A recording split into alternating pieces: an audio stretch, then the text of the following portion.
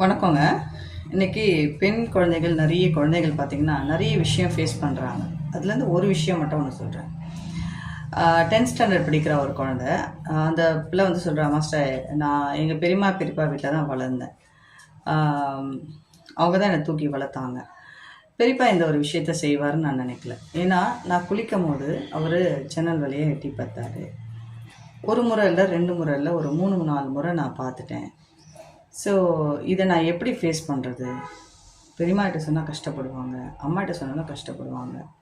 நான் ஒன்றே ஒன்று தான் சொன்னேன், தப்போ கரெக்டோ முடிவு. சரியா?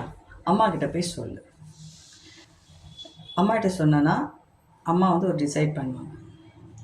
ஒரு நல்ல தாயாக இருந்தால் என்ன பண்ணுவாங்க? தட்டி கேட்பாங்க. இல்லை அட்ஜஸ்ட் பண்ணி அவங்களுடைய தயவு தேவைன்னா அட்ஜஸ்ட் பண்ணி போகக்கூடிய அம்மாக்களாக இருக்காங்க. நான் அந்த பொண்ணுக்கு சொன்ன ஒரு விஷயம், சிங்கம் பசிச்சாதான் அடிக்கும், புலி பார்த்தாலே அடிக்கும். இது ரெண்டுத்தில் நீ யார்? நீயே முடிவு எடுத்துக்கோ அப்படின்னு சொன்னேன். இன்றைக்கி நிறைய பிள்ளைங்க இதை தாங்க ஃபேஸ் பண்ணுறாங்க. அதனால் குழந்தைங்க ஒரு விஷயத்த சொல்கிறாங்கன்னா காது கொடுத்து கேளுங்க, அலட்சியம் காட்டாதீங்க. சரிங்களா? God bless you all.